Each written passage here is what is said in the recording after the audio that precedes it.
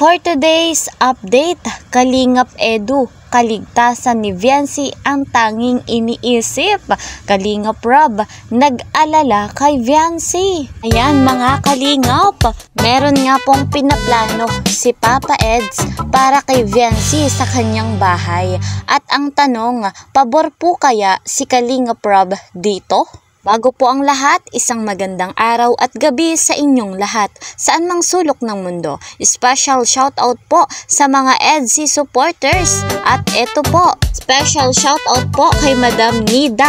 Ayan. At eto din po si Madam Susan Laurino from Cotabato. Mega love, shoutout po sa lahat ng ka-member ko ng Karepa Kalingap, Reactor Partner, mga OFW, mga silent viewers. Mega love, shoutout po. Tuloy po nating suportahan ang founder ng Kalingap, Kuya Val Santos Matubang at Kalingap Rob. Kasama po ng kanilang may bahay, Ate Edna Vlogs at Jackie Tapia.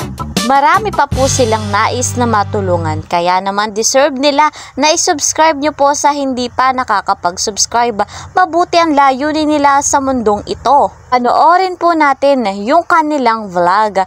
Malaking tulong po iyon para marami pang malingap. Akong inyong lingkod ay patuloy po na naglalambing sa aking munting channel.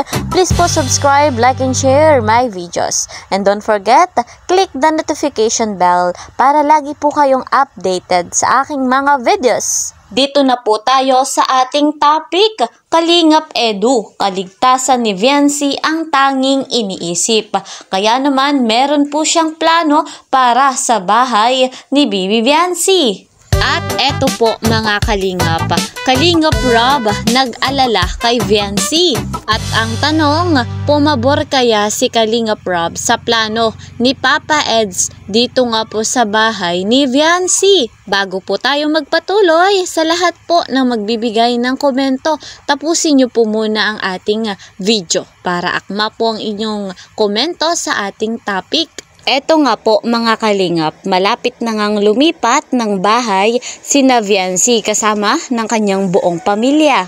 Para po sa kaligtasan ni Viancy at ng kanyang buong pamilya, naisip po ni Papa Eds na maglagay ng fire exit sa bahay ni Bibi Viancy. Batid nga po natin na may second floor ang bahay na ito. Yung plano pong ito ni Papa Eds ay napakaganda sapagkat ang iniisip niya ay yung kaligtasan ni Viancy at ng buong pamilya. Safety first, ika nga, Alam natin kapag may biglaan, sunog man o anumang klaseng sakuna, ay maganda ang nag-iingat. Kaya naman dahil dito, nag-alala po si Kalingap Rob.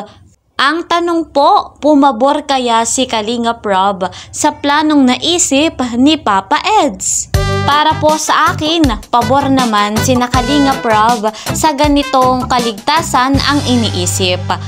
Pag-aaralan pa po nila kung saan ilalagay ang fire exit sa bahay ni Viancy. Ayan guys, mga Kalingap, excited na ba kayo na lumipat ng bahay sila Viancy kasama ng kanyang buong pamilya?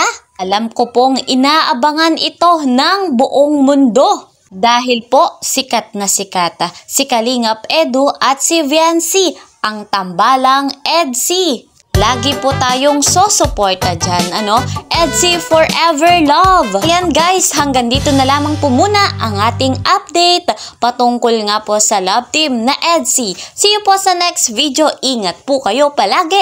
Bye-bye!